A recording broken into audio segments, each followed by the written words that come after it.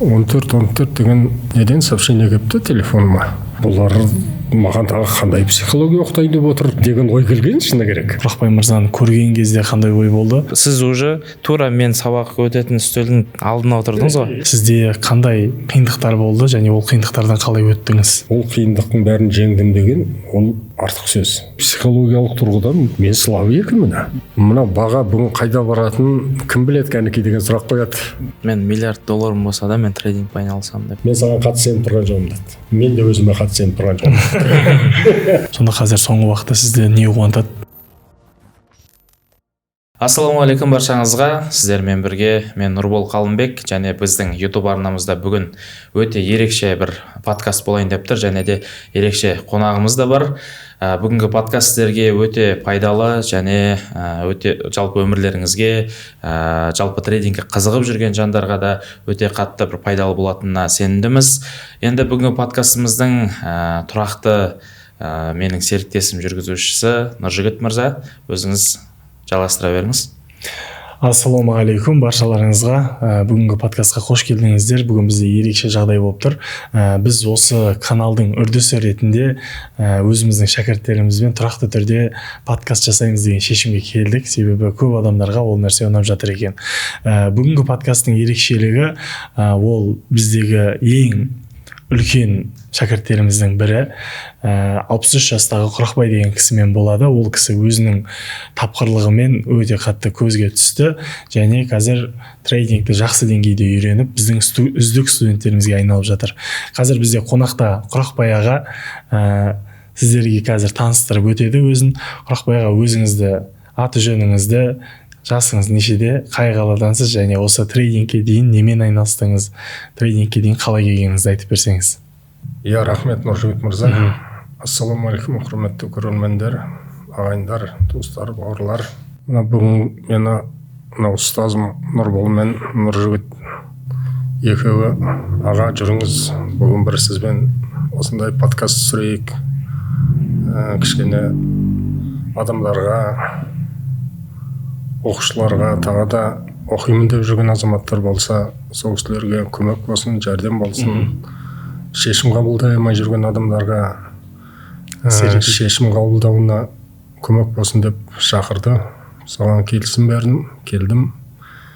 Енді мен жасым 63 жастамын мен. Негізгі мамандығым водительмін мен. Шамамен 42 жыл автокөлік жүргіземін. Автокөліктің барлық түрін жүргіздім. Үлкен көліктерде айдадым. Автобустарды жүргіздім, жеңіл машиналарды жүргіздім. Бүкіл өмірім көлікке қатысты, осы көлікпен бірге өмір сүріп келдім. Көлік жүргізуге ешқандай өкпем жоқ. Рахмет, ризашылық, міне пайғамбар жасына дейін көлік жүргіздім. Бір күні ойымда ештеңе жоқ, таңертең тұрсам, 14 деген неден сообщение келіпті телефоныма. Бұл не болды екен деп ашып қарасам, осылай құрметті азамат, пенсияға шығатын уақытыңызға 2 ай уақыт қалды, келіп бізге документ тапсырып, соған дайындық жасаңыз деген сообщение келді. Содан сол сообщениені оқығаннан кейін бір түрлі болып отырып қалдым. Біраз уақытқа дейін ойланып отырып қалдым. Ойпырмай, маған да пенсияға шығатын жасқа келіппін ғой менде. Енді әр нәрсенің өзінің бір уақытысы бар ғой енді. Сол уақытқа мен де жетіптім ғой енді. Деп қалай 60 жыл өмір жылдам өтіп кеткеніне таңғалып, бір күнде бір сәтте өтіп кеткен сияқты сезініп, өзім сол күні ешнәрсе істеген жоқпын. Сол күні демалдым. Өзіммен өзім бір 2 күндей ойланып жүрдім. Еш нәрсе істемедім, жұмыс та істемедім, тек қана демалып, ойланып жүрдім. Бардым, документтердің, құжаттардың бәрі дайын, өткіздім. Үйге келдім, ойландым. Енді маған ары қарай көлік жүргізе беруге болмайды. Әр нәрсенің өз уақытысы бар, тоқтайтын возраст келді, қанша денсаулығым жарап тұр, қанша мықтымын дегенмен табиғат заңдылығына қарсылық болып жүруге болмайды ғой. Енді мен машина көлік жүргізуді тоқтатайын деп ойландым. Содан денің сау, 12 мүшең бүтін, үйде жату да өте қиын ғой. Өте қиын. Симайсың. не істеріңді білмейсің. Ары ойладым, бері ойладым, бір магазин ашып сауда жасап көрсем бе екен деп ойладым. Оған адамдар жинау керек, сатушы керек. Толып атқан менен басқа бірнеше адам жұмыс істеу керек еді. Содан бір мебельный цехқа кездесіп қалдым да, бір мебельный цех ашып көрсем бе екен деп ол туралы ойладым. Ол жерде бірнеше адам менен басқа жұмыс істеу керек. Енді өмір бақи жалғыз өзің бір кабинада өзің қожайын болып жұмыс істеп үйренген адам, оның бәрін қалай ұйымдастырасың енді? Қой енді ол да бола қоймас маған деп тағы да ары қарай іздендім ғой. Содан ойландым, енді қазір дамыған технология ғой, осы онлайн жұмыс істеп көрсем кетеді. Компьютерді меңгеріп, жаңағы көрер ма, заявка қабылдап па, тіпті түк таппасам студенттерге бір распечаткасын жасап беріп, енді бәрі ақылы дүние ғой қазір. Солай үйде отырып, енді сондай бір нәрсемен айлансайын енді деп біраз уақыт жүрдім. Ізденіп, сондай сол салада ізденіп жүрдім. Бір күні барып, қой енді ақыры ойландым ғой, енді бастайын деп ноутбук сатып алдым ғой.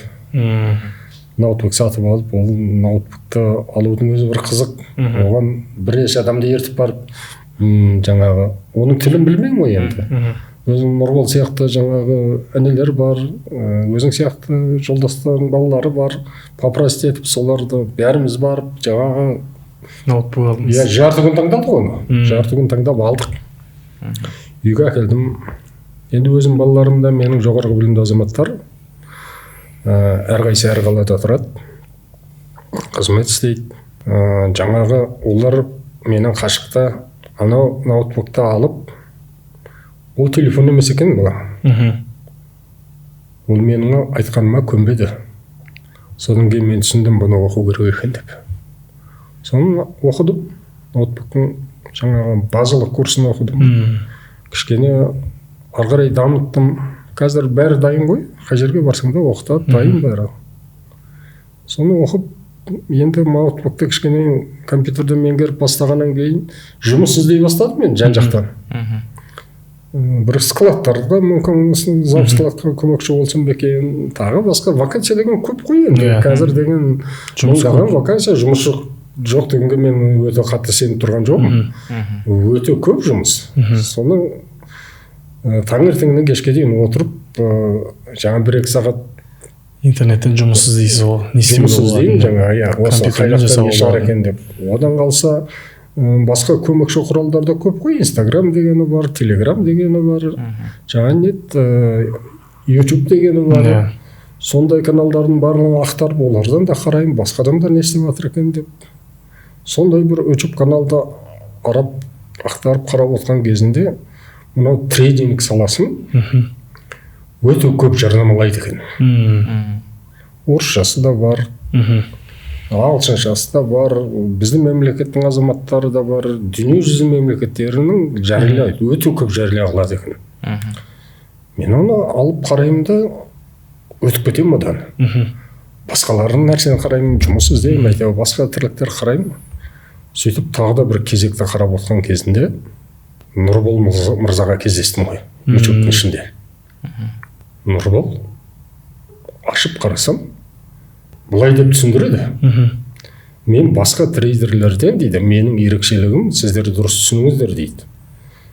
Мен бұны тек қана қазақ тілінде, Қазақстан азаматтарының ішінде, одан өзіміздің бауырларға, үлкенді кіші, жастар болсын, үлкен азаматтар болсын, барлығына тек қана қазақ тілінде мен бұны түсіндіремін. Және шамам жеткенше сіздерді толық түсіндіруге әрекет жасаймын. Мына бүгінгі менің бірінші сабағым деп жаңа бірінші сабағын ұсынады. Бірақ оған дейін YouTube каналда бұның бірнеше несі бар. Бірнеше жаңағы видеолары, нелері, қысқа сабақтары бар. Содан бірінші сабағын жібереді, оқимын, және ол өте ұзақ емес, жалықтырмайды адамды.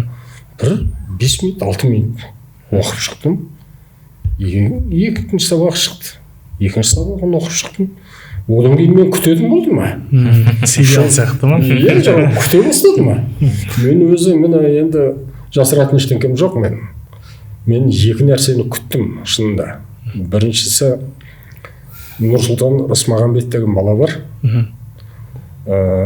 дінтанушы. Соның сира сабақтары. Соның сира сабақтарын кәдімгі күтемін, күніге күтемін де күніге оқып. Одан кейін екіншісі Нұрболдың мынау трейдинг сабақтарын күтетін болдым күніге. Жаңағы шықпай қалса, әжептәуір алаңдап іздеп күтіп жүрем. Содан санама кіре бастады. Ал негізі мен трейдингке қатысты айттым ғой, жаңағы жарнама көп. Бұны мен алғашында былай деп түсініп жүргем. Бұл бір пирамидалық жарнама шығар, бір сондай сообщество, алаяқтық па, кім біледі, неше түрлі нәрсе бар ғой. Сондай деп солай деп қабылдап жүргем. Соны енді Нұрболдың жаңағы YouTube каналға шыққан нелерін көргеннен кейін менің көзқарасым өзгерді. Түсіне бастадыңыз. Түсіне бастадым.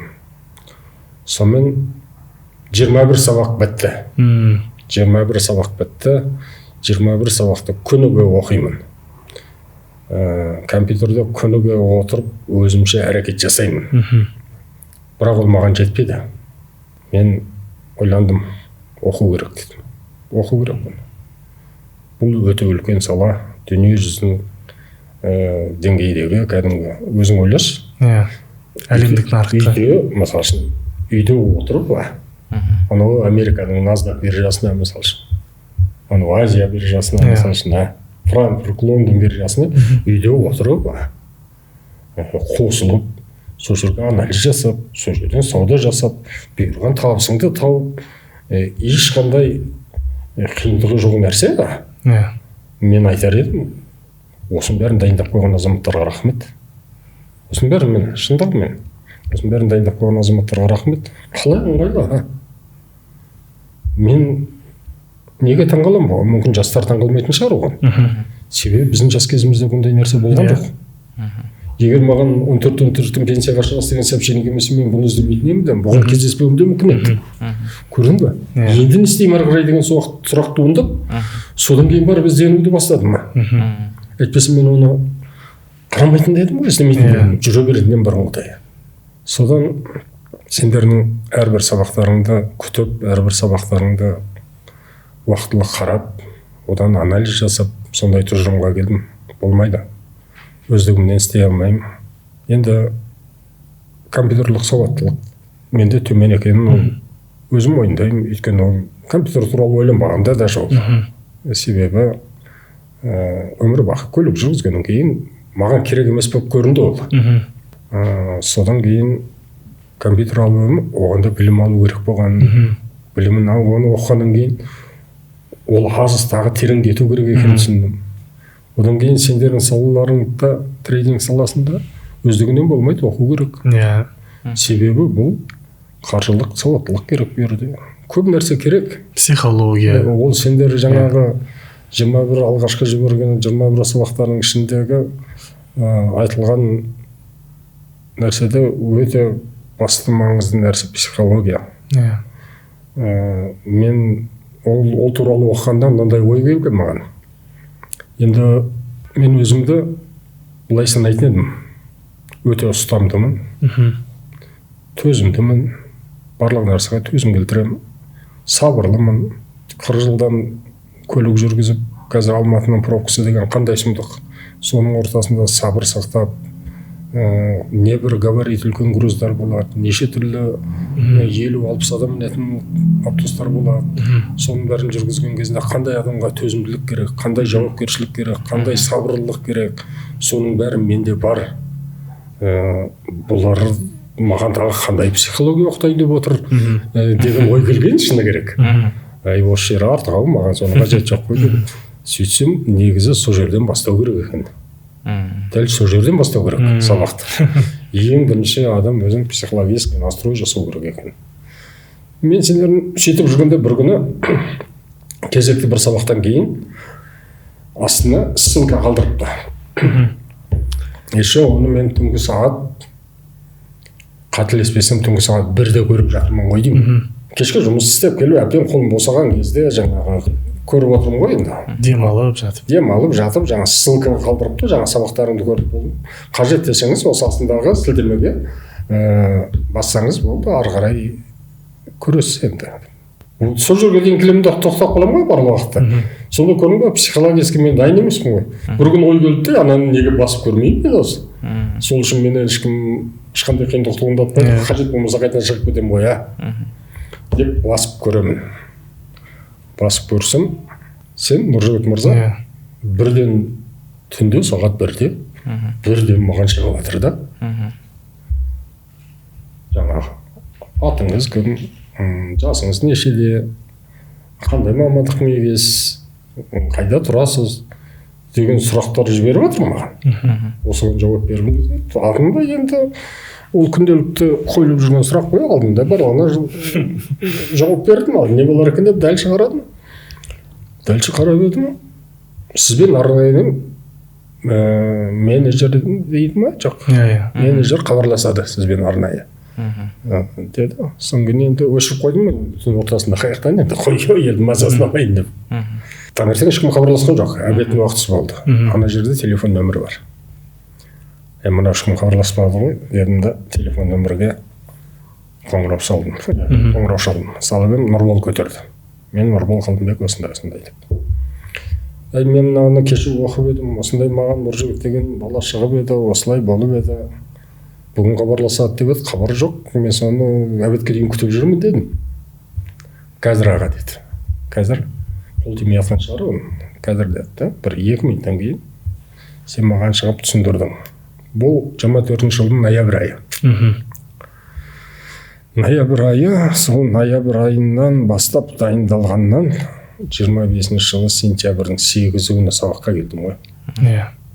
Сонда сендердің Эрзақ академияларының есігін ашуыма мен почти 1 жылға жуық, 9 айға жуық уақыт кетті. Дайындалдыңыз. Дайындалғанда көбін адам шешім қабылдау қиын. Оған кері әсер ететін факторлар бар. Мысалға, бірінші фактор дұрыс түсінбеу, дұрыс қабылдамау. Мен мысал үшін дұрыс қабылдамаған ең басқа факторым, мен компьютерлік сауаттылығым жоғарғы болу керек деп қабылдадым. Сөйтіп соны дайындадыңыз ба? Сол салада біраз дайындалып 1-2 ай соған жүріп қалдым. Ал мен екеуін параллельно жүргізе беруіме болады екен сөйтсем. Компьютерді оқып, бұны оқып жүре беруіме болады екен. А мен жоқ, ол жаққа дайын болып баруым керек деп барған кезінде мен даже базовый нені білмей отсам болмас деп жаңағы компьютерді зерттедіңіз. Компьютермен зерттеп біраз жүріп қалдым. Содан кейін компьютер таңдағанда да кішкене қателеспін. Сондай бір қымбат қымбатындай мысалы мықты бір компьютер данные мықты жаңа 16 гигабайт мысалы сондай бір қымбатындай болу керек. Оның гигабайты жаңа памяті нелер бәрі өскен сайын оның да бағасы қымбат болады ғой. Сондай бір жоғары өте жоғары деңгейде болмаса да орташаның өзі де арзан емес. Соған мен біраз уақыт жүріп қалдым. 8 гигабайт болмаса сондай сыйымдылықпен де ала берсем болады екен ғой. А мен болса ол жаңағы сондай түсінікпен жүріп қалдым. Мен түсіндім ғой былай деп, жаңағы үлкен биржаларға шығуым керек. Ол үшін мықты компьютер керек, мықты техника керек деп ойладыңыз ғой. Сондай мықты жаңағы компьютерлік сауаттылық керек деп сөйтіп сонан біраз жүріп қалдым. Осы дүниені сіз сабақта айттыңыз ғой. Сөйтіп Құрақбай мырза, осылай мен 1 жыл уақытымды құртып қойдым деген сияқты. Солай дайындалып сондай уақытым кетіп қалды. Сөйтіп сіз маған бір идея айттыңыз ғой. Халыққа ондай дүние, андай қымбат дүниенің бірден үлкен қымбат ноутбуктың қажет емес екендігі туралы бір айту керек деп айттыңыз ғой. Сол неңізді біз орындадық. Мен көрдім. YouTube орнаға өте әдемі шығарасыздар. Трейдинг бастауы қандай құрал керек деген сондай бір не шығарып қойдық. Технический данныйлармен бәрін өте жақсы түсіндіргенсіңдер. Ол да адамдардың жаңағы шешім қабылдауына үлкен көмек болады. Негізі Нұрбол мырза. Мысал үшін барлық нәрсе қаражатқа келіп тіреледі ғой. Жаңағыдай одан бөлек қымбат телефон керек, мысалы үшін деп ойладыңыз, қой мына телефоным бола қоймас менің, бұны жаңартайын енді деп кішкене оған да жүріп қалдым. Оның бәрі жаңағы қаражатқа келіп тіреледі да, ол қаражатты жасау керек енді. Оны мен өзімде сондай не бар, мінез бар. Өзіме қол жетімді нәрсені мен өзім жасаймын деген. Оны сен ағайын туысқан балалардан сұрасам ол жасап береді ғой. Бірақ мен өзімде сондай ұстаным бар. Сонымен кішкене жүріп қалдым.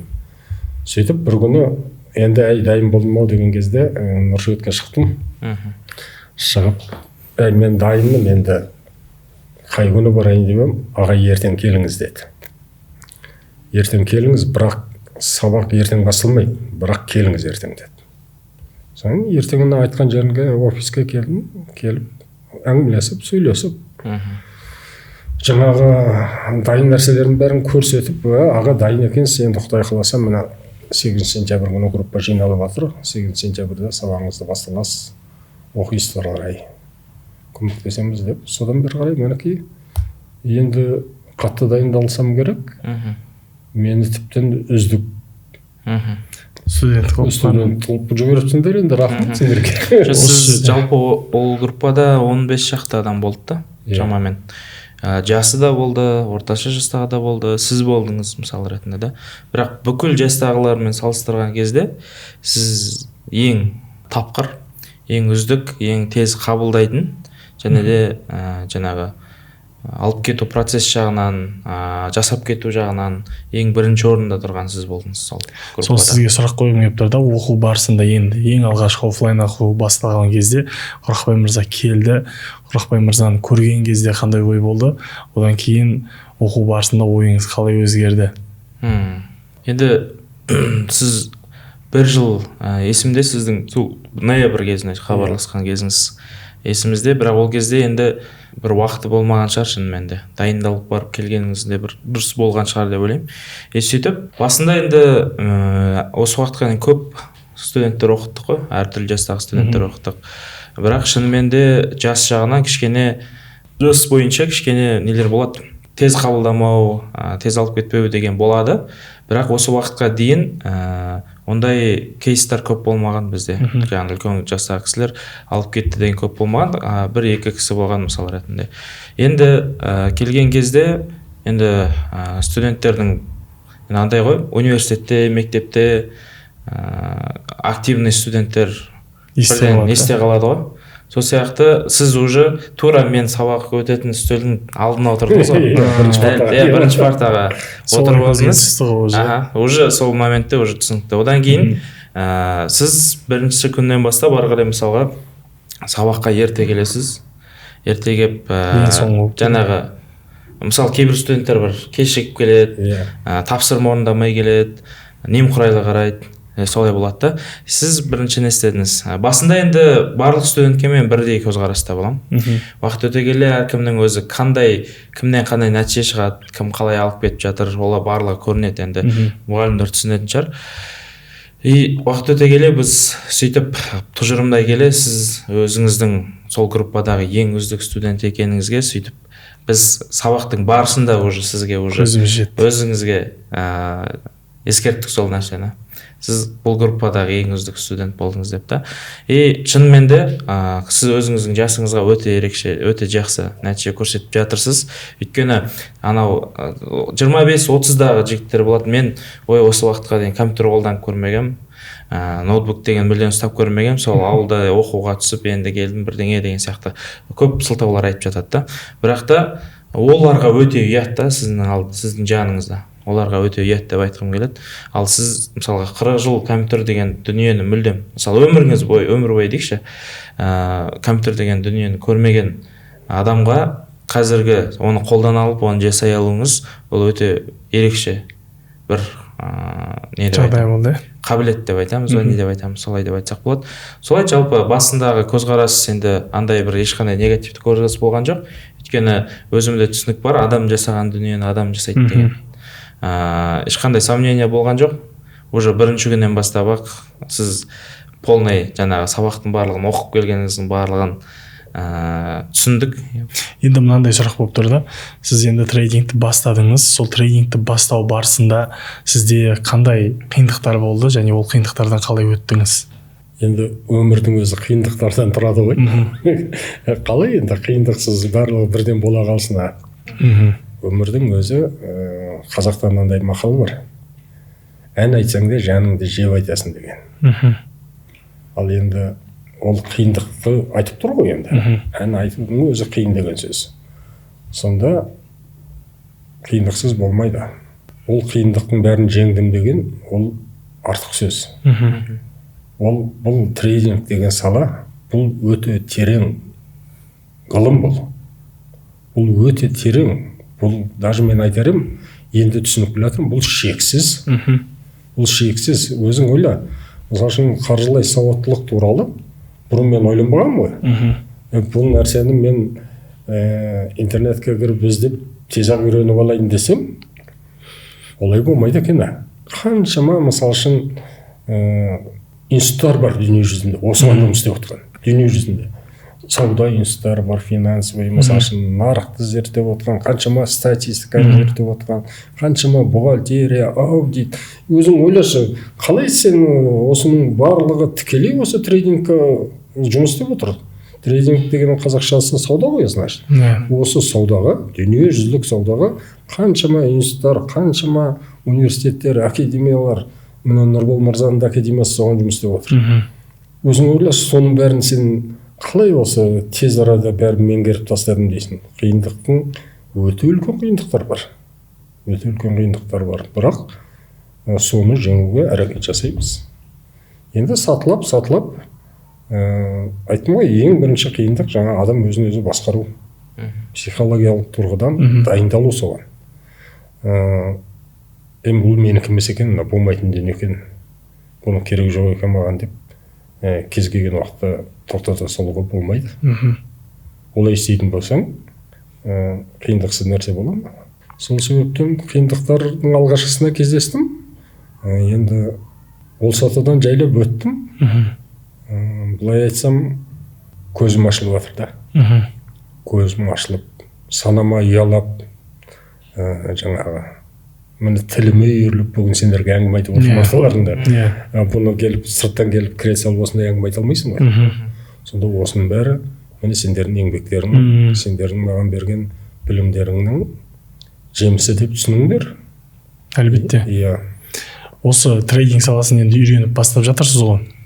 Осы трейдинг саласына дейін өміріңіз қандай болды?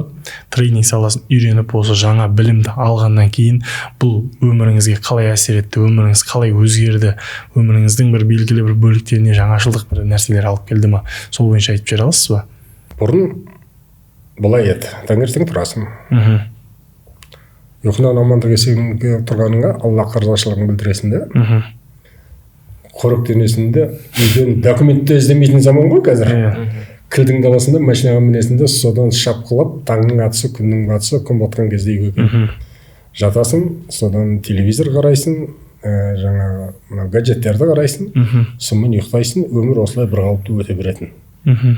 Өте береді бір қалыпты. Айдың аяғы болады, аптаның аяғы болады, уақытылы табыстарыңды аласың. Сол кездерде ортасында бос уақыттар болады. Демалыс күндер болады, тағы да басқа бос уақыттар болады, отпускалар болады. Кейбір кезде сондай уақыттар болады, жаңағы бос уақытыңда қалай өткізулерін білмейсің де. Естеріңді білмей, әр нәрсені бір шұқылап, сөйтіп керек емес әңгіме айтып, керек емес орталарға барып жүретін кездер болады. Ал енді шынымды айтсам, қазір менде сол уақытың болмай қалды ғой. Шыны керек қой. Тіптен уақытың болмай қалғаны соншалықты. Бір қарасам түнгі 2-1-3 болып кетеді. Анау таңертең ерте тұрып таң намазынан кейін тұра салып таң намазын оқып болып шайға дейінге құрды да жаңағы анализ жасайсыз. Анализ жасап, одан жаңағы сөйтіп тыпырлап жүргенінде, ой қой, Франкфурт уақытысы болып қапты, Лондон биржасының ашылатын уақытысы болып қапты деп, оған әрекет, сонымен оны жаңағы анализдер жасайсың, контекст жасайсың, бәрін тура жасадың ғой, енді керемет қылайын десең, оның тура болмай жатады. Бұл неге тура болмай қалды, одан кейін қателіктеріңді іздейсің. Ол қателіктерді іздеп табасың оны. Ол қателікті іздеп тапқаннан кейін ол қателіктердің әрқайсымен жеке-жеке жұмыс жасау керек болады. Оны көрдің бе, сөйтіп уақыт деген қазір маған жетпей жатыр. Сендердің студияларыңның өзіне Нұржігіт Шүрет маған хабарласты. Соны зорға уақыт алып келдім, шыны керек. Болмаса және көп уақыт аламын деп сұрап алдым мына. Шындығым ол. Шынымен де. Иә, уақыт. Бұл да маған бір өзгеріс, өмірім өте күрделі өзгеріс. Бұл тренинг саласын бастаған кездегі маған қатты кездескен қиыншылықтың біреуі осы таңертең кешке дейінгі істеген жұмысымның результатын көруім керек қой енді. Ол көрінбей қалады маған. Сол кезде жаңағыдай сен айтқандай психологиялық тұрғыдан мен слабый екенмін. Өте әлсіз екен психологиялық тұрғыдан. Сондай бір әлсіз тұстарыңызды тауып жатсыз. Сондай бір жаңағы керемет бір ақша жоғалтқан адам сияқты әжептәуір ренжіп қалады ма? Сөйтіп жүрдім. Бірнеше күнге дейін жаңағы бір керемет миллиондаған ақша жоғалтып қойған адам сияқты болып жүремін. Содан жайлап олды қалыптаса бастады. Бір күні ойландым да ойланып қалдым, осы мен сонша көп ақша жоғалтқан жоқ сияқты едім. Неге мен соншама жаңағы наразылық туындап жатыр? Мен тіптен кейбір кезде сондай ойда келіп қалады. Осы менікі емес шығар, қоя салсам деген. Түсіндіріп өтетін болсақ, негізі бұл кісінің айтып отқаны, бізде трейдингте демо счет деген нәрсе бар, проп счет деген нәрсе бар, сосын реальный счет деген нәрсе бар. Біз демо счетте әбден виртуалды жаңағы счетпен жұмыс жасап тест жасаймыз. Ол жерде ақша салынбайды да, алынбайды да, тек қана виртуалды тренировка ретінде қабылдайтын болсақ, одан кейінгі деңгей ол проп счет. Проп счетқа жаңағыдай бір 20 мың теңге, 30 мың теңгемен белгілі бір счетты алып, оны 2 этапты тестінен өткізсеңіз, сол $5,000 немесе $10,000 счет реальный счетқа айналып, үстіндегі табысын өзіңізге аласыз. Енді бұл кісінің айтып отқан әңгімесі, сол $5,000-10,000 проп счетті алғаннан кейін, оны өтей алмай қалған кездегі жаңа сезінетін сезімдер жайлы айтып жатыр. Яғни көп адамдар проп счетті өте алмай қалған кезде 20 мың, 30 мың теңгесін жоғалтып алған сияқты сезім емес, сол 5 мың, 10 мың долларын жоғалтып алған сияқты сезім болады. Нұрмол сабақ оқып тұрған кезінде графикті көрініп тұрады ғой енді. Мына бүгінгі күн. Мына баға бүгін қайда баратын кім біледі кәнекей деген сұрақ қояды. Қайсымыз білеміз кәнекей. Содан бәріміз жамырап жан-жақтан жауап береміз. Біреу астыға кетеді, біреу үстіге кетеді. Түрлі түстен жауаптар беріп атамыз. Сонда бұл кісілерде тәжірибе бар ғой. Сонда зерттеп тұрады екен ғой, кім қандай жауап береді деп. Барлығымыз болғаннан кейін айтады. Бұл графиктің қайда кететінін дейді. Ешкім білмейді. Ешкім білмейді оны. Бұны даже $1 миллион бар адам да білмейді бұны қайда кететінін. Бұны сауданы, бұны қозғаушы күш өте үлкен. Анау жазылып тұр ғой, Форексте. Бұны ешкім білмейді бұны. Сол себептен бұны маңдай тер төгесіздер, оқи бересіздер, практика жинай бересіздер, тәжірибе жинай бересіздер. Сол арқылы содан кейін анықтайтын боласыздар. Осыншама құралдың бәрі сол үшін жұмыс жасап тұр. Әрбір құралды меңгеру керек дейді. Дұрыс. Әрбір құралды. Бір сұрақ қойғым келіп отыр Нұрбол мырзаға. Осы проп счет өту барысында, проп счетті қолдану барысында көп жаңа шәкірттеріңізде, трейдерлерде қандай қателіктер, қандай қиындықтар болады? Жиі кездесетін қандай психологиялық моменттер болады? Соларды қалай жеңеді? Сол бойынша бір кеңестер беріп жүрсеңіз. Енді бастаушыларға біз бірден проп счет ұсынамыз. Өйткені реальный счетпен салыстырғанда проп счеттің беретін рисковать ете алатын суммасы үлкенірек болады. Одан кейін үлкен суммада жоғалтпайсыз сол жерде. Мысалға тәжірибе жинау үшін, қателікпен жұмыс жасау үшін да мысалға. Енді проп счет актуальный болмай тұрған кезде бұрын адамдар өзінің жаңа қалтасына $1000 салып, даже $10,000 дейін салып, сонымен жұмыс жасайтын болған бұрын. Құлатып алатын да кездері болады. Соны тәжірибеге, қателікке сондай ақша жұмсайтын болатын бұрын. Ал қазір сондай мүмкіндік бар, азғантай суммамен ақ, сонда $5,000, $10,000, $100,000 жаңағы ақшамен сауда жасап көруге мүмкіндік беретін сондай мүмкіндікті береді. Енді бастапқыда жаңағыдай техникалық қателіктер болады көбінесе, жаңағы объемды есептей алмайды, дұрыс лоттарды есептей алмайды, одан кейін әр инструментке әртүрлі жаңағы объеммен жұмыс жасау керек деген сияқты. Одан кейін жаңа ашып жабу барысында, приказдар барысында сондай қателіктер технически жағынан сондай қателіктерден счеттар жоғалтып алу деген себептер пайда болады. Ал жалпы психологически келетін болсақ, енді бұл бірінші қалай бастапқы кезде бірінші этапты өту кейбір адамға оңай, кейбір адамға қиын болады. Оңай болып кетеді қай кезде андай байқамай бір үлкен авиамен кіріп кетіп соның бағытында кетіп қалып жатса, өтіп кетуі мүмкін, бірақ та екінші этапта өте алмай қалуы мүмкін деген сияқты. Ал андай бір қателік болады. То есть психологически екінші этапқа келген кезде болды, азақ қалдым, екінші этапты өтсем болды деп асығып өткісі келіп, сөйтіп тағы да дұрыс емес асық шешіммен тағы да. Одан кейін болады. Бір этапты өтейін деп тұрған кезде бір $30 қалды, $50 қалды, осыны жапсам мен өтемін деген тағы да ой болады. Сөйтеді да қазір кішкене қозғалса жаба салам, сонымен бітеді дейді да, бірақ ол наоборот кетіп қалады да баға. Сондай қателіктер болуы мүмкін. Одан кейін реальный счетқа келген кезде қателіктер бар. Ол уже ана жерде бірінші, екінші этап болған тест ретінде қарайды. Реальный счетқа келген кезде оған шынымен ақша береді ғой. Сол кезде мен көп алғым келеді дейді да, ана жерден көп тапқысы келіп кетеді да, сөйтіп көп дұрыс емес, рискті көбейтіп не істеп жүреді да, сауда жасап жүреді. Вот сол кезде нарық бізде тұрақты емес қой. Біз не үшін стоп-лосс қоямыз, не үшін рискпен жұмыс жасаймыз? Себебі нарықты басқара алмаймыз. Сол себепті де бізді құтқаратын риск менеджмент да. Сөйтіп бірден реальный счетқа кезде көп ақша табамын деп тағы сондай қателіктер жасап қойып жатады. Сондай жалпы. Мынау сіздің сөзіңізді толықтырайын. Былайда ең басты психологический қателік менің жеке басымда болған. Проб компаниядан алған $5000 бірінші счетті мен демосчет деп санадым оны. Демосчет деп санадым. Былайша айтқанда, алғашқыда жұмыс істеп жатқан демосчет сияқты, проб компанияның маған беріп жатқан демосчеті деп санадым.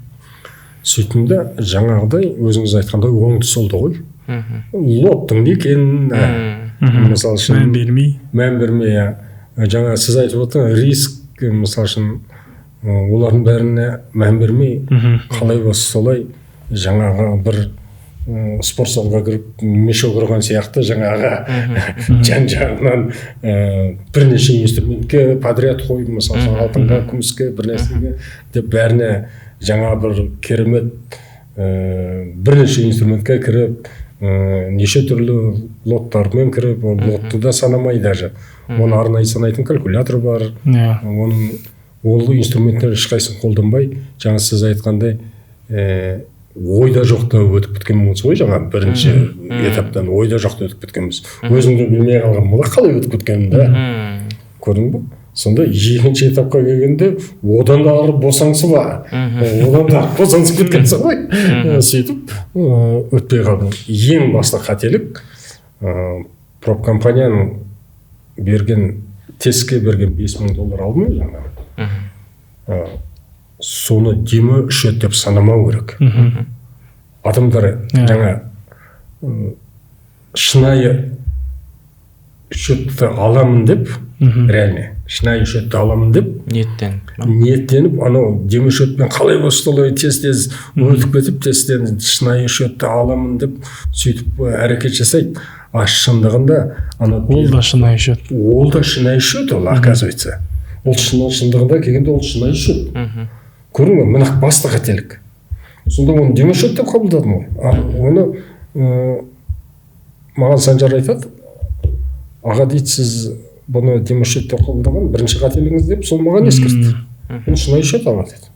Сонда жаңағы басты қателік демосчет деп ойламау керек. Осы жерде бір қосып кетейін. Бізде жаңағы студенттер келген кезде біздің направлениемен біздің анализ жасап көрсетеміз ғой енді, көмектесеміз деген сияқты. Сол кезде көбісі осы моментте сол сіздермен бірге профшот өтіп кетейік та деген бір ой болды да. Сол мен айтамын, жақсы өттіңіз, алыс дальше не істейсіз деймін да. Бұл жерде бізбен бірге өттіңіз, бірақ та сіз ертең өзіңіз қалған кезде графикпен өте алмайсыз сол кезде деп айтамын. Сол кезде сіз дәл қазір ол фокусты, ол нәтижеге қоймаңыз деп айтамын. Ол нәтижеге қоймаңыздар. Керісінше осы счетты үнемі оп-оңай өте алатындай деңгейге ұмтылыңыздар.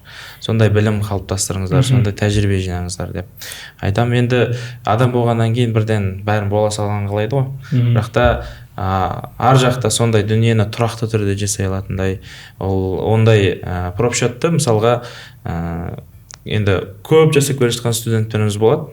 И мысалға бұрын 5.000, 10.000-дықтарды өтіп жүрсе, қазір уже 100.000-дықтарға өткен кісілер болады деген сияқты ғой.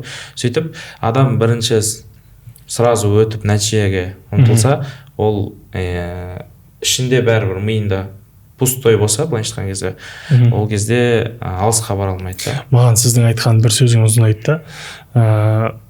Көп адамдар жаңа пропшотты өтпей қалғаннан кейін өкініп жатады, бірақ ол жерде өкінетін ештеңесі жоқ, өйткені көбісінің қателігі жаңағыдай 5.000 немесе 10.000 долларлық счетты жоғалтқан кезде шынымен де сол 5.000 немесе 10.000 долларын өзі жоғалтып алған сияқты сезінеді. Бірақ түптің түбіне келіп қарайтын болсақ, сол пропшотқа салынған 20.000, 40.000 теңгесін ғана жоғалтады. Түптің түбіне реально келетін болсақ. Және де бұл жерде өкінбеу керек нәрсе, адам сол жолды өту кезінде, пропшотты өту кезінде алған тәжірибесі, алған білімі, көрген нәрселері өте қатты маңызды, келесі жолы табатын табыстарына өте қатты әсер етеді, дұрыс па? Сол кезде Нұрбол мырзаның айтатын нәрсесі бар. Мен ақшаларды жоғалтқанға, кейде жаңа табысты емес сделкалар жасалғанға өкінбеймін. Себебі мен осы кезге дейін алған білімдерім, тәжірибемен бұл қосылып жатыр. Осы білім және тәжірибе арқылы мен кез келген жерден табыс таба алатын адамға айналамын деп. Дұрыс, өте дұрыс. Бұл жаңағы базалық сабақтардың ішінде де бар. Менде мынандай нәрсе болып тұр да, сізге сұрақ болып тұр да. Осы трейдингке келер алдында, осы оқуды алардың кезінде, және осы трейдингпен айналысып бастаған кезде отбасыңыз бұл жайлы білді ма? Және отбасыңыздың бұл нәрсеге сіздің осы оқу алып жатқаныңызға, оқығаныңызға және айналысып бастағанына көзқарастары қалай болды? Бұрын қалай болды, одан кейін қалай өзгерді деген сияқты? Негізі былай. Мен семьяда Алланың нәсіп еткен 2 балам бар. Екеуі де жоғары білімді, үлкен қызметтер істейді. Бастамай тұрып мынандай жағдай болды. Үлкен балама ноутбугыңды бересің бе деп сұрадым. Етіме қарап тұрды да, не қыласың соны деді. Оқиын деп едім, үйренейін деп едім деді. Күлді. Дұрыс деді. Бірақ мен мынау күнделікті жұмыс істеп отқан ноутбук қой менікі. Сіз оның миын ашып жіберейін деп тұрсыз ғой деді. Миын ашып жібересіз бұны деді. Мен таппай қаламын, өзімнің істеп отқан жұмыстарын таппай қаламын деді. Мен одан кейін қайтып сұрақ қойған жоқпын. Содан ол әңгіме бір-ақ рет қойылған сұрақ. Олар ұмытта кеткен шығар, бірақ мен қайтып қойған жоқпын, болмайды екен дедім. Содан бір күні ноутбук алайын деп жүрген кезде әркімнен ақыл кеңестер сұрай бастайсыңдар ғой. Әркімнен ақыл кеңес сұрай бастаймын. Содан бір күні тағы да балалардан бір сондай ақыл кеңес сұрай бастадым. Кіші балам, не әке, ноутбук алайын деп жүрсіз бе деді. Сондай ой бора дедім. Пенсияға шыққаннан кейін не істеймін дейді, бір нәрсе жасауым керек қой, бір жаңа мамандық меңгерейін деп едім. Содан осы жерде әңгіме тоқтап қалды. Ноутбукты алдым, столдың үстінде тұр. Олар басқа қалада тұрады. Бардым, сол қалаға бардым. Сумкамды өзіммен бірге көтеріп бардым. Апаларың немерелерге қарайды, балалар жұмыс істейді, немерелерім сабақта, бәрі қуанып отыр. Анау столдың үстінде тұр.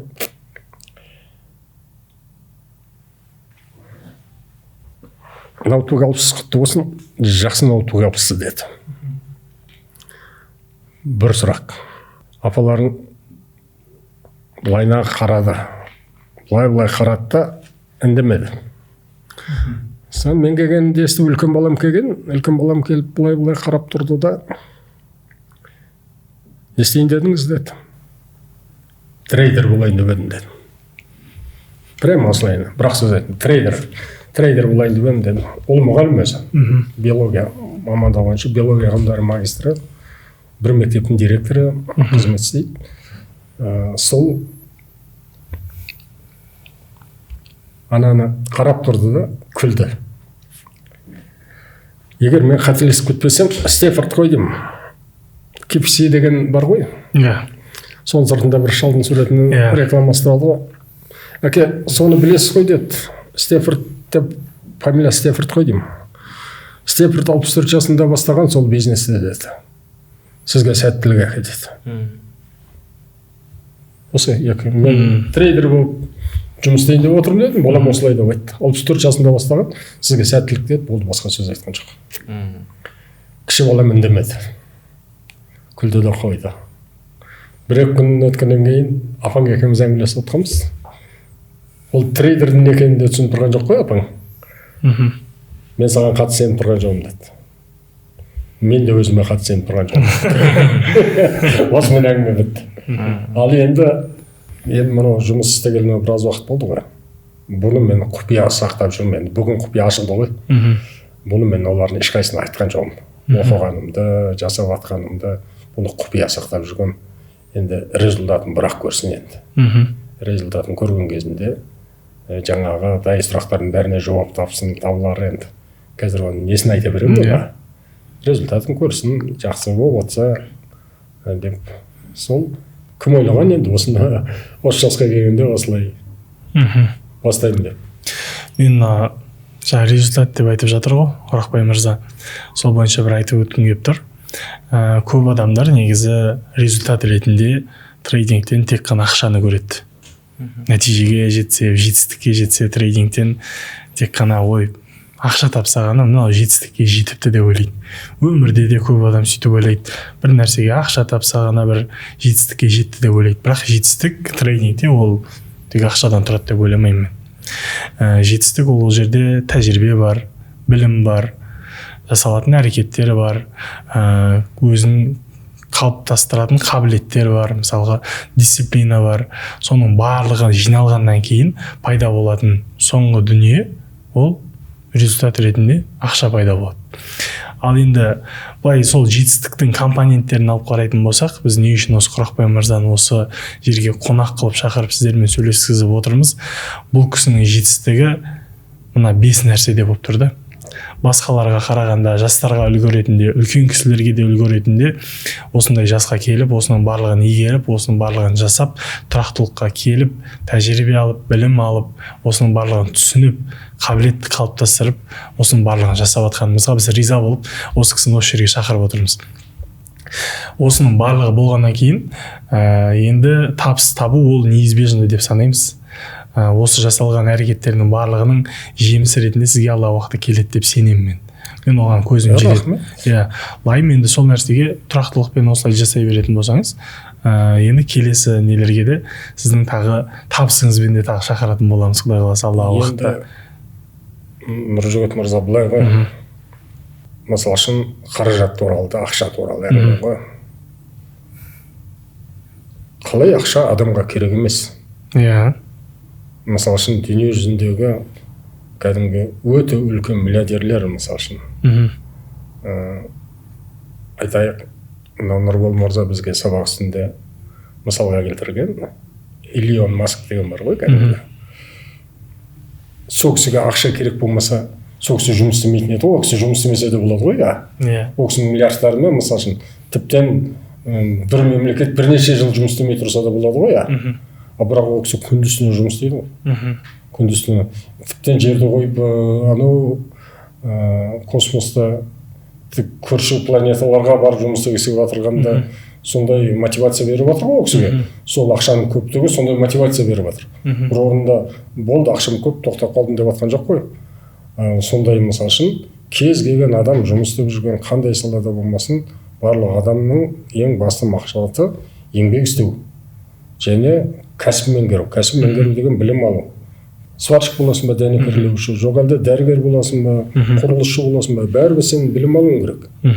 Білім болу керек.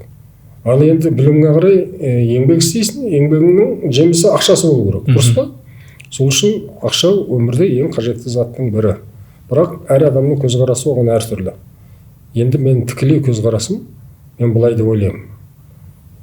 Ақша инструмент деп қабылдаймын. Мысалы үшін инструментің болмаса, кілтің болмаса машинаға толмайды ғой. Иә. Дұрыс па? Енді кілттің әр түрі бар ғой, Мерседестің кілті басқаша, Грантаның кілті басқаша, әр машинаның кілті басқаша, сол сияқты әрбір адамның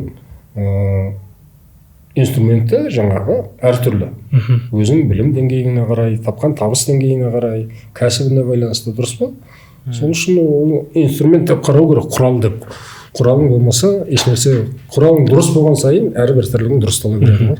Осы жерде менде бір сұрақ пайда болып отыр Нұрбол мырзаға. Жаңа айтып жатыр да, Илон Маск осындай үлкен табыс тапса да өзінің ісін жұмыс жасап жатыр деп ше. Мен ойымша енді сондай үлкен табысқа жетсең де тоқтамай жұмыс жасаудың сыры ақшада емес, уже басқа нәрседе шығар деп ойлаймын. Ол кісілердің бір басқа бір нәрсе жандырып, сол үшін тоқтамай жұмыс жасап жүрген шығар деп. Нұрбол мырзаға сұрақ. Сіз үлкен табысыңыз бар, миллионер долларовый немесе миллиардер болып кетсеңіз де трейдингпен айналысар ма едіңіз? Инвестициямен, трейдингпен. Оны всегда айтамын ғой, мен миллиард долларым болса да мен трейдингпен айналысамын деп. Өйткені бұл жердегі маңыздысы әлемдік жағдайларға аналитика жасау ғой негізі. Сол мәселе бұл жердегі суммасында емес, мәселе сол жердегі өзіңнің тәжірибеңді, біліміңді, басыңды, миыңды, ақылыңды барлығын алып кеп, сол әлемдік болып жатқан жағдайларға, әлемдік экономикаға, финансқа полный аналитика жасау арқылы, сол аналитиканың сенің дұрыс болып, сенің қолыңнан сол аналитиканы жасай алу келгені, соның дұрыс болып келген нәтижесі, сол маған қызық қой. Бұл жердегі сумма емес мәселе. Мәселе мен сол жердегі әлемдегі экономикаға аналитика жасай аламын. Яғни мен жасаған дүниемнің результаты солмен бағаланатынына, солмен бағалаймын. Сол бойынша да мен ақшам көп болған жағдайда да мен трейдингпен айналыса беремін. Өйткені маған ол қызық, аналитика жасау, полный жаңағыдай менің анализімнің дұрыс келуі. Студенттер көбінесе андай алғаш өзінің анализі жақсы келіп жатқан кезде қуанады да, мен бүйтіп істегем, ол дұрыс болды деп ше. Сондай дүниеде шынымен де өзің жасайсың, анализің барлығын қолданасың, миыңды жұмсайсың, сол нәтижесін берген кезде адам бақытты болады да. Солай ғой. Миллиардер де солай ғой. Мысалы, олар өмір бақи жұмыс жасамаса да өзі біледі мысалға да. Бірақ оларға қызығы не? Өзің жасап жатқан ісінің қызығы, соның беретін процесі, нәтижесі. Процесінен олар кайф алады да. Трейдингте дәл солай, процесс өте қызық. Нәтижесінде енді алғашқы айналысып бастаған кезде, ойбай, мысалы, $1000 таптым, ойбай, осынша таптым деп ойлайсың, бірақ кейін ол жай сумма болып қалады да, ешқандай эмоция бермейді, ешқандай бір қуансаң да бір бұрынғыдай қуанбайсың, жоғалтсаң да бұрынғыдай жоғалтпайсың. Бірақ ол жердегі көңіл аударатын нәрсе, сен анализ жасайсың, егер дұрыс анализ жасамасаң, соған көңілің түсіп қалуы мүмкін, суммаға емес та. Ал жақсы нәтиже көрсетсең, суммасына көңілің нетпейді, наоборот, сен жасаған жаңағы жұмысыңның нәтижесін көрген кезде қуанасың. Енді сіздің сөзіңізді толықтырайын. Бұл мен өзімнің жеке басымнан өтіп жатқан пікір ғой. Мысалы үшін, қазір сіз айтып жатқан жаңағы жағдай маған қалыптасып келе жатыр. Өйткені мен қазір ақшаға, басқа нәрсеге онша уже көңіл аудармай келе жатырмын. Процеске көңіл аударып жүрсіз. Негізгі процесс, негізгі жұмыс істеу бізде жаңалықтан басталады ғой өзі. Өйткені барлық жұмыс жаңалықтан басталады. Алғаш кезінде шынымды айтайын, жаңалықты қойшы деп оны қарамайсың да ғой. Сразу бірден келесің да, нені ашасың да, кірісіп кетесің. Қазір мына көрдіңіз бе? Бірінші мәселе жаңалықтан бастайын. Жаңалықты оқып, оның уақытысын күту керек. Әр жаңалықтың болатын уақытысын күту керек. Сонда мен Қазақстандағы жаңалықты қарап отырған жоқпын ғой. Қазақстандағы жаңалықты күніге көріп отырмын. Сонда уже оны дүние жүзіндегі экономикалық жаңалыққа кіріп мен соны қарап отырмын мысалы үшін. Және ол жаңалықтың бірнеше түрлері бар, қаншама мемлекеттер бар ол жерде. Сонда ананы қарап отырып жаңа жаңалықты оқимын, уақытысын күтемін, результатын күтемін. Ол жаңалық немен аяқталды? Результатын күткеннен кейін оның ана пресс-конференциясы болады соңында. Пресс-конференциясынан кейін ол қандай шешім қабылданды? Осылардың бәрін қарап отырып, мен енді тағы да бір маған бір тағы да бір мотивация берген, ынталандырған. Тағы бір нәрсеге ынталандырып отыр бұл. Соларды қарап отырамын да, кейбір кезде мынандай термин сөздерге кездесем, ағылшын тілінде жазылған. Соны аламын да, бұл не сөз екен деп жаза қойып, мағынасын біле қояйын деп, жаңағы Яндекс браузерге кіріп, жаңағын біраз отырып қаламын. Сонда жаңағы дүниежүзілік экономикаларды оқып отырып, кейбір кезде мен сондай терең ойларға кетіп қаламын даже. Осы уақытқа дейін қайда жүргенбіз деп па? Осы уақытқа дейін босқа жүрген екенбіз ғой деп ойланып қалатын шығардым. Нұрбол мырза, сізге бір сұрақ қояйын деймін. Жаңа айтып жатсыз да, өзімнің тапқан табыстарыма аса қатты қуана бермеймін деп. Сонда қазір соңғы уақытта сізді не қуантады? Студенттердің нәтижесі ғой. Студенттер ризашылығын білдіріп, сіз үйреткен бойынша, былай бойынша анализін дұрыс келіп жатыр, осынша тауып жатырмын, осынша жасап жатырмын, сізге рахмет, Алла разы болсын, командаңызға рахмет. Осылай жалпы елімізге осындай қазақ тілінде осындай білімді насихаттап жатқаныңызға рахмет деген нәрселер ғой негізі қуантатын. Біз бұл нәтиже кімге керек негізі? Өзімізден басқаша. Ал студенттер біз жауапкершілік алып, ол кісілер бізге сенім білдіріп келіп, сол сенімдерін ақтап кеткен кезде осы нәрсе өте қатты қуаныш беретін осы дүние. Керемет. Енді соңғы сұрақтардың бірі, Орақбай мырза, сізге арналады. Алдағы уақытта осы трейдинг саласында қандай мақсаттарыңызды қойып жатсыз, қандай жоспарларыңыз бар? Қазақта тағы да бір аталы сөз бар. Адамның дегені болмайды, Алланың дегені болады дейді. Алла қаласа деп сөйлейін. Алла қаласа бұны мен ары қарай жетілдірем. Шамам жеткен жерге дейін тоқтамаймын енді. Қолым бос. Бұл маған ұнады. Және бұл өте қажетті нәрсе. Және біз өзі кішкене біздің мемлекетте кенжелеп қалған. Енді балалардың соңынан келген баланы енді келіп кенжелеткен. Енді қазір қазақтар қай жерге барған жоқ. Жер бетіндегі құрлықтың барлық жеріне қазақтардың табаны тиді ғой қазір. Енді дүние жүзін аралап жүрген азаматтар көріп жүр ғой, дамыған мемлекеттерде бұл кез келген адам остановкада да отырып, автобустың ішінде де отырып, метрода да отырып, кез келген жерде өзінің қолданып жүрген кәдімгі қосымша кәсіби маман есебінде қарайды бұған. Кез келген уақытта жұмысын да істеп жатыр, сабағын да оқып жатыр, бұнымен де айланысып жатыр. Сондай дәрежеде, енді сондай дәрежеге біздің мемлекетте де кез келген біздің тіптен оқушыларымызға дейін, кез келген зейнеткерлерімізде, жастарымызда барлығы да меңгеріп кеткеніне тілектеспін. Және бұл егер Нұрекен мен қателеспесем, бұған бір 200 жылдан артық тарихы бар сала ғой. Енді бұл алдағы уақытта тоқтап қалады дегенге мен қатты сеніп тұрған жоқпын. Сол үшін тек қана алға, бұны ары қарай дамыту керек, оқу керек. Енді мүмкіншілік болса, осы бір мүмкіншілікті пайдаланып айтайын. Оқулықтар дайындаңыздар, кітаптар шығарыңыздар. Бұйыртса. Әрбір үйдің сөресінде тұрсын. Атасы да білетін болсын, апасы да білетін болсын. Жаңағыдай атасының апасы мен саған сен тұрған жоғын деген сұрақ қоймайтын болсын. Сол сияқты әрбір үйдің төрінде тұрғанына тілектеспін.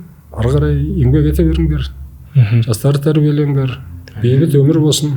Жалпы осы трейдингке қызығып жүрген өзіңіз сияқты азаматтарға, өзіңіз сияқты жастағы кісілерге дейікші қандай кеңес бересіз? Және жастарға.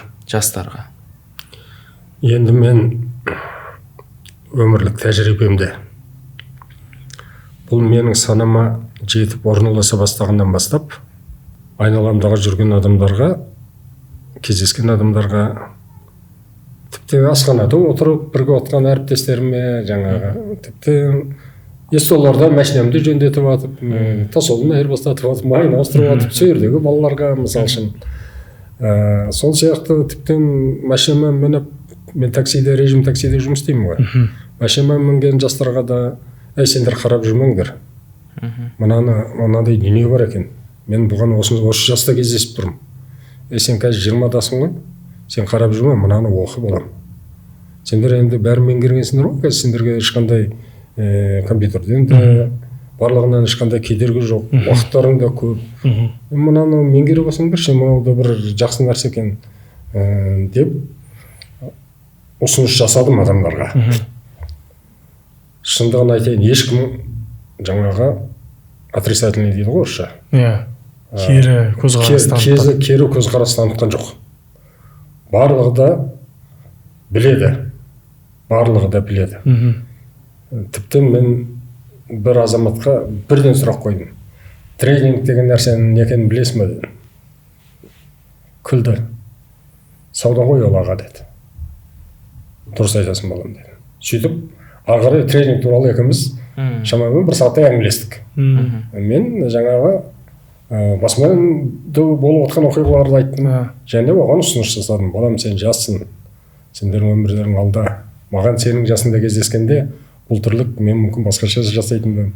Мен көріп тұрсың ғой мені. Деп осындай ұсыныс жасаған кезінде жасадым. Біреуі де қарсы жауап айтқан жоқ. Және барлығы да маған поддержка берді. Өте маған кәдімгі сондай сеніммен ой ата, тіптен біз сізге қызығып отырмыз деп бір қызығушылық танытып, басқа өздерінің ағаларымен, өздерінің әкелерімен салыстырып кеткен азаматтар болды. Аға деді, бұл ойланатын іс екен деп, осындай нелер жалпы халық оны біледі және көзқарастары тура. Мен халықпен күніге жұмыс істеймін ғой. Күніге мен режим таксиде маған жоқ дегенде 20-30 адам мінеді. Соның 15-мен әңгімелескеннің өзінде ешкім, не ер адам, не әйел адам, ешкім қарсы пікір айтпады. Болды ортасында орысша жөнді білмеймін дегендер болды. Айттым мен оған. Сендердің даже Ерзақ академияның адресін бердім, бар мені. Тіптен YouTube каналда сол жерде қасында отырып, осылай әңгімелесіп отқанда ашып, бірінші сабақтан 21 сабаққа дейінді сенің неңе подписка жасатып, мені көрдің бе тұр ғой балам дедім. Мен сол жерде ашып тұрып көрсеттім. Мені балам дедім. Қазақша мен көп тұрсың ғой дедім. Прямо сол жерде қазір ашып жібердім да, Нұрболға подписка жасаттым да, ашылып көрмеді бәрі. Мені көрдің ғой балам дедім. Қаншама сағат уақыт сендер босқа кетіресіңдер дедім.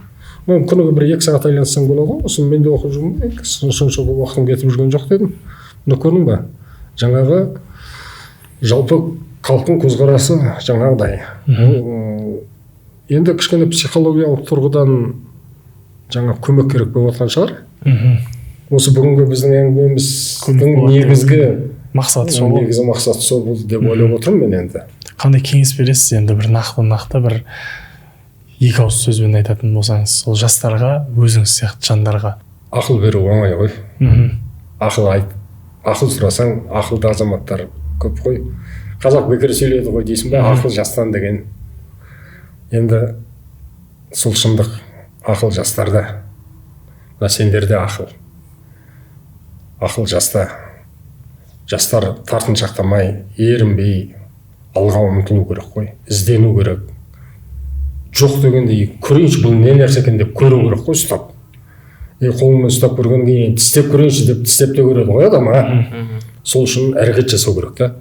Ал енді қария кісілерге, менің жасымдағы азаматтарға, сіздерге де айтарым, 4 қабырға қамалып үйге сыймай жүргенше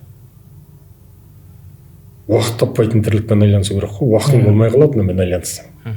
Сол үшін бұл жерге өте үлкен білімнің қажеті жоқ. Мен сіздерге айтып отырмын ғой. Мен кәдімгі орта білімді азаматпын ғой. Және 1977 жылы мектеп бітірген ба? Көрдіңіз ба?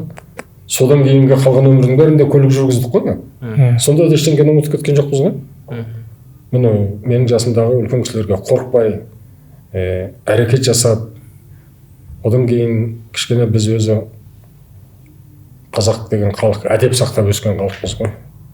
Әдепті, төмен мінезді, ізгі мінезді халықпыз ғой. Қандай қиналып тұрсақ та қиыншылығымен қиналып тұрмын деген сөзді айтуға ұяламыз. Білмей тұрсақ та мынаны не деп сенен Нұржігіт мынаны түсіндіріп жібересің бе деп айтуға кішкене тартыншақтаймыз. Ұятым бар өзімнен кіші баламен, жасты баламен ыңғайсыз осы сұрақ қойғаным деп сөйтіп көбіне өзіміз тартыншақтап қаламыз, өзіміз ұстап қаламыз. Сендердің де бір сабақтардың үстінде айтылады, кішкене батыл болыңыздар, ұялмаңыздар, білмегендеріңізді сұраңыздар. Ал енді жаңа тіптен айтып отырмын ғой, түнгі сағат 1-де сендерге хабарласып жатсам, тұңғышының жауабын алып отырмын ғой. Міне сендерге рахмет, ерінбейді. Кез келген уақытта қойылған сұрағыңа офиске келсең, офисте айтып тұрмын ғой, жаңа шаңғысынан ата екеуміз 5 сағат болыпты ғой дейді. Сол сияқты мына қараңыз, ол деген еңбек қой. Сонда бұл әділдік, алға қарай шеру мінекей. Жақсы, рахмет көп. Менің айтарым үлкенге де, жастарға да осындай мүмкіншілік болып тұра керек, пайдалану керек. Сізге көп рахмет айтамыз, уақыт бөліп осы жерге келгеніңізге. Көп адамдарға, жастарға да, үлкен кісілерге де пайдалы сұхбат болды деп ойлаймын. Сіздің осы примеріңізді барлығыңызды көрсетіп, үлгі болып, барлығына пайдамыз тигіздік деп сенемін өзім. Сол үшін енді трейдингті бастайын деп жүрген адамдар болса, осыған қызығып жүрген адамдар болса, әрдайым оқытуға, үйретуге дайынбыз. Біз сол салада жұмыс жасап келе жатырмыз. Егер осы трейдинг саласына қызығып жүрген адамдар болса, видеоның астындағы сілтемеге өтіп, толығырақ ақпарат алса болады. Дәл қазір енді осындай керемет нотада сізге рахмет айтып, осы сұхбатымызды аяқтасақ болады. Соңын Нұрбол мырза өзіңіз көрсеңіз. Ал келгеніңізге көп рахмет. Бұйыртса сізден алдағы уақытта сізге сенеміз, сіз бізге сенсеңіз, біз сізге сенеміз. Алдағы уақытта жақсы нәтиже жасайтыныңызға, жаңағы өзіңіздің мықты бір осы саладағы маман ретінде қалыптасуыңызға тілектеспіз. Келгеніңізге көп рахмет. Осы бүгінгі айтылған ақпараттар жалпы адамдарға пайдалы болғанына сенімдімін, өйткені біраз жақсы дүниелер айтылды. Енді алдағы уақытта бұйыртса жаңағы осы Ризық академиясының бір үздік шәкірті болуыңызға тілектеспіз. Рахмет сізге көп. Жақсы, рахмет. Сол ендеше бүгінгі подкастымыз аяғына жетті. Сіздерге ұнаған болса лайк басыңыздар, ойларыңызды жазыңыздар комментарийға, және каналға тіркелуді ұмытпаңыздар.